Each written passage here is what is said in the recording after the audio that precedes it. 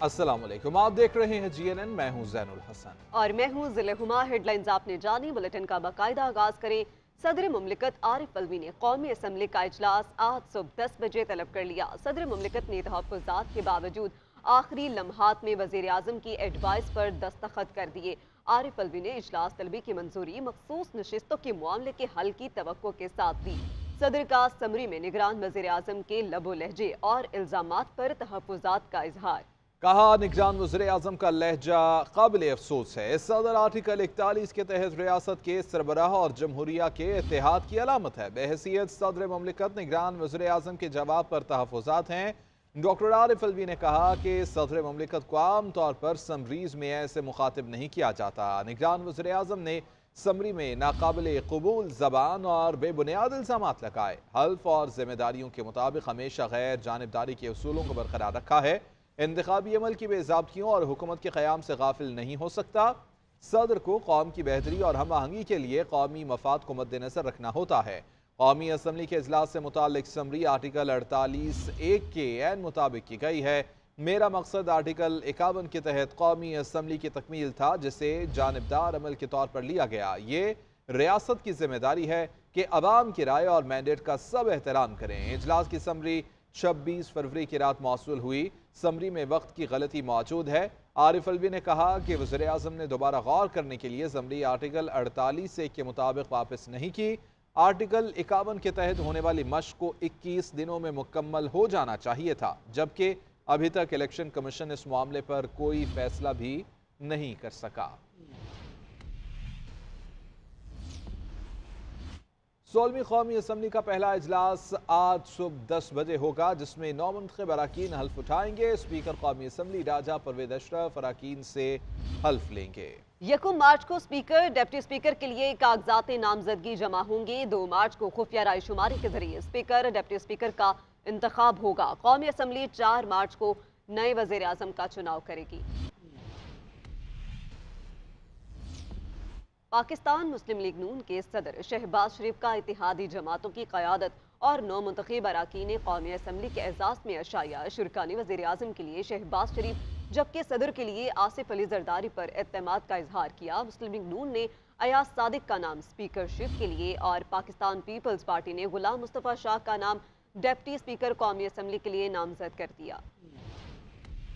Punjab house में शहबाज शरीफ का इत्तेहादी जमातों की क़यादत और 9 मुंतखब अरकान कौमी असम्बली के एजाज में शाइया। नामजद सदर आसिफ अली जरदारी, पाकिस्तान पीपल्स पार्टी के चेयरमैन बिलावल भुट्टो जरदारी, MQM के convener doctor Khalid Maqbool Siddiqui, chairman senate Sadiq Sanjrani, BAP के सरबराह डॉक्टर खालिद मगसी, पाकिस्तान मुस्लिम लीग के सीनियर रहनुमा चौधरी सालिक हुसैन शाइये में शरीक हुए। मुस्लिम लीग के रहनुमा हसन इकबाल, PP के नवीद कमर और इस्तेहकाम पाकिस्तान पार्टी के सदर अब्दुल अलीम खान ने भी वफद के हमरा शाइये में शिरकत की। शहबाज शरीफ ने नौ मुंतखब अरकान कौमी असम्बली को मुबारकबाद दी। शुरका ने वज़ीर आज़म के लिए शहबाज शरीफ, जबकि सदर के लिए आसिफ अली जरदारी पर इत्मीनान का इजहार किया। मुस्लिम लीग नून ने स्पीकर कौमी असम्बली के लिए अयाज सादिक और पाकिस्तान पीपल्स पार्टी ने गुलाम मुस्तफ़ा शाह का नाम डिप्टी स्पीकर कौमी असम्बली के लिए नामजद कर दिया। मुस्लिम लीग के रहनुमा हसन इकबाल ने मीडिया से बातचीत करते हुए कहा कि पार्लियामेंट के जरिए मिलकर इस्लाहात लाएंगे। पाकिस्तान में इंटरनल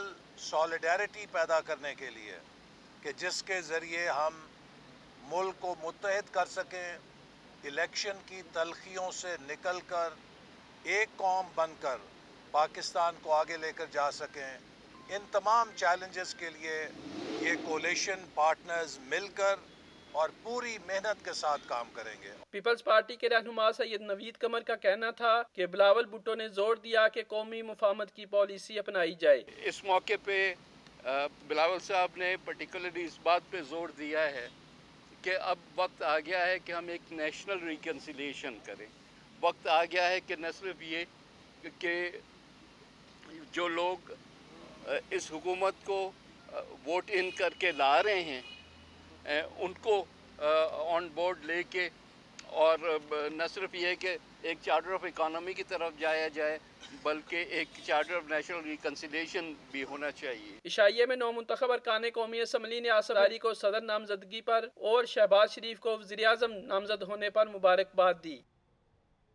इत्तेहादी जमातों के वफ्द की JUI सरबराह मौलाना फजलुर रहमान से मुलाकात में हुकूमत साजी में साथ देने की दरख्वास्त और मुल्क की सियासी सूरत हाल पर तबादला ख्याल किया गया। वफ्द में अयाज सादिक, यूसुफ रजा गिलानी, सादिक संजरानी, अब्दुल अलीम खान और दीगर शामिल थे। मीडिया से गुफ्तगू में अयाज सादिक ने कहा कि मौलाना फजलुर रहमान के पास वोट के सिलसिले में हाजिर हुए थे। हमने दरख्वास्त की थी हुकूमत साजी में हमारा साथ दें, सदर, वज़ीर आज़म, स्पीकर और दीगर ओहदों पर वोट दें। मौलाना फजलुर रहमान के तहफ़्फ़ुज़ात हैं, हम ये तहफ़्फ़ुज़ात दूर करेंगे। मुलाकातें जारी रहेंगी, वो सोच कर हमें जवाब देंगे। हज़रत मौलाना फजलुर रहमान साहब के पास वोट के सिलसिले में speaker, deputy speaker, prime minister और प्रेसिडेंट के वोट के सिलसिले में उनके पास हाजिर हुए थे।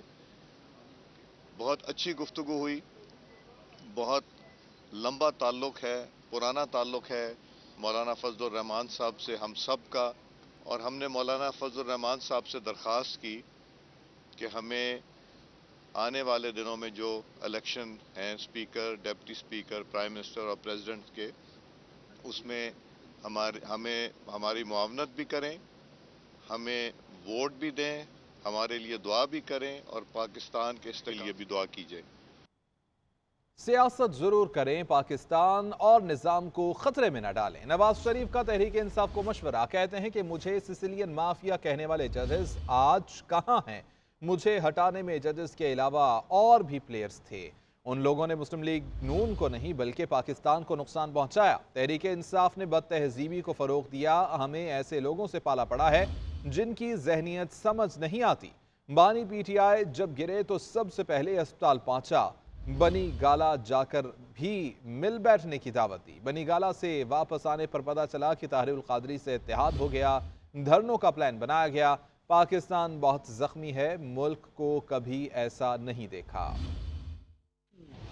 समझता हूँ कि एक बहुत सख्त लड़ाई लड़के आप यहाँ पे पहुँचे हैं, लेकिन अल्लाह का शुक्र है कि हमारा पहला दौर भी एक बहुत अच्छा दौर था और बड़े बड़े मंसूबों का आगाज़ उसी दौर से शुरू हुआ था। लेकिन मैं ये समझता हूँ कि हमने आपका वास्ता जो है वो इस दफ़ा भी एक ऐसे लोगों से पड़ा है जिनकी जहनियत मुझे आज तक समझ नहीं आई। कहा गया कि इस वज़ीर आज़म के गले में पट्टा डाल के हम यहाँ से प्राइम मिनिस्टर हाउस से खींच कर बाहर लाएंगे। धरने होते रहे, हम बिजली के कारखाने लगाते रहे। तो मैं समझता हूँ कि उन्होंने पाकिस्तान के साथ जुल्म की। कुछ भी कर लें आप, यानी कि जब भी आप जीतेंगे उनका रवैया वैसा ही होगा जो आज देखने में आ रहा है। तो आप चाहे जितना भी वुजू करके पाक साफ होके आए हैं, उन्होंने वही इल्जाम लगाना है जो वो आज लगा रहे हैं। उनके किसी भी इल्जाम से ना डरना चाहिए, ना घबराना चाहिए। नामजद वज़ीर आज़म शहबाज शरीफ कहते हैं सदर मुमलिकत एक पार्टी के इशारे पर आइन शिकनी कर रहे हैं। खैबर पख्तूनख्वा असम्बली का हलफ आइनी, बाकी असम्बलियों का गैर आइनी। ऐसा दोहरा मयार नहीं चलेगा। नवाज शरीफ ने जाली मैंडेट बर्दाश्त किया, मनफी क़ुव्वतों का मुकाबला किया। आज़ाद उम्मीदवार गैर मशरूत तौर पर नून लीग में शामिल हुए। जो लोग उस वक्त तुंदो तेज तनकीद करते थे, जहर भरी आवाज से तनकीद करते थे, ये मोटरवेज नवाज शरीफ ने बना दी। मैं आज बिला खौफ तरदीद कह सकता हूँ कि मियाँ मोहम्मद नवाज शरीफ साहब वो लोग आज जो मोटरवेज से सफर करते हैं। इसी तरीके से जनाब मियाँ मोहम्मद नवाज शरीफ साहब, मैं आपको अर्ज करता हूँ कि कराची के लोग आज भी आपको झोलियां उठा के दवाएं देते हैं कि आपने कराची का अमन वापस किया। और ये बात में कोई दो राय नहीं कि अगर पाकिस्तान भर में अगर अवामी मंसूबों और अवामी खुशहाली और तरक्की के मंसूबों की तख्तियां गिनी जाएं तो शायद महीने लग जाएंगे, वो तख्तियां नहीं गिनी जाएंगी। कि आपने बड़े सब्र और तहम्मुल के साथ आपने ये सारे जबर आपने बर्दाश्त किए। इलेक्शन में ऊंच नीच होती है हमारे, इसका मतलब ये हुआ कि जो हम हार गए वो ठीक हारे और जो जीते वो गलत जीते। ये है वो दोगलापन।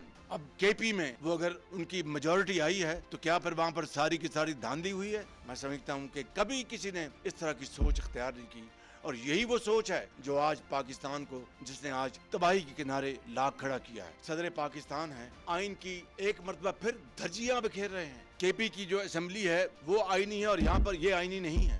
ये दोहरा मेयार, इसने मैं समझता हूँ कि हमारी जड़ों को एक कारी ज़रब लगाई है। खुशहाली और तरक्की के लिए काम करना ये एक बहुत कठिन मरहला है। हिमालय नुमा ये एक मरहला है, पहाड़ नुमा ये एक चैलेंज है, समंदर से भी गहरा और वसी ये चैलेंज है। उसको न मैं न मियां मोहम्मद नवाज शरीफ कोई अकेला नहीं कर सकता, उसको हम सब ने मिलकर करना है। باقی پارٹیوں کا بھی ہم جو ہمارے ساتھ حلیف ہیں وہ بھی اور جو نہیں ہیں ان کی بھی مشاورت لینی ہے اور تمام اداروں کو ہم نے ساتھ لے کر چلنا ہے. اور یہ سفر کیا ہے, میں جو چرچل نے کہا تھا میں یہاں پر کیا کر بات 1 منٹ میں ختم کروں گا, it's a journey of blood, sweat and fight.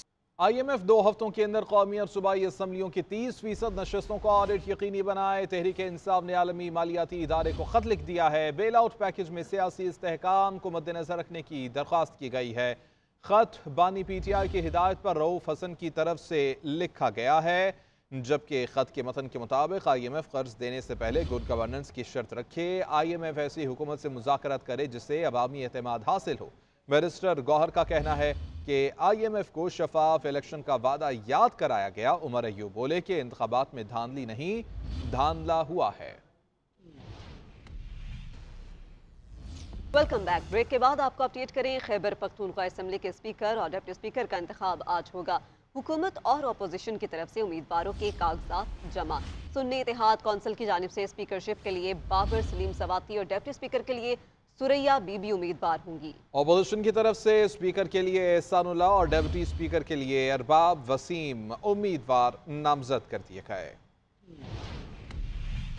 Balochistan assembly بھی آج نیا اسپیکر اور ڈیپٹی اسپیکر منتخب کرے گی. اسپیکر اور ڈیپٹی اسپیکر کے انتخابات کے لیے آج کاغذات نامزدگی دوپہر 12 بجے تک جمع کرائے جا سکیں گے. دن 1 بجے تک کاغذات نامزدگی کی جانچ پڑتال ہوگی. سپہر 3 بجے صوبائی اسمبلی کے نو منتخب اراکین ایوان کے نئے اسپیکر اور ڈپٹی اسپیکر کے انتخاب کے لیے ووٹ کاسٹ کریں گے. امریکہ نے قرضوں اور بین الاقوامی فائنانسنگ سے نجات کے لیے پاکستانی کوششوں کی حمایت کر دی. امریکی محکمہ خارجہ ترجمان میتھیو ملر نے کہا کہ پاکستانی معیشت کی طویل مدتی صحت اس کے استحکام کے لیے اہم ہے. پاکستان کی نئی حکومت کو فوری طور پر معاشی صورتحال کو ترجیح دینا ہوگی. آئندہ کئی ماہ کی پالیسیاں پاکستانیوں کے لیے معاشی استحکام کو برقرار رکھنے کے لیے انتہائی اہم ہوں گی. امریکہ پاکستان پر زور دیتا ہے کہ وہ آئی ایم ایف اور دیگر بین الاقوامی مالیاتی اداروں کے ساتھ میکرو اکنامک ریفارمز کے لیے کام جاری رکھے.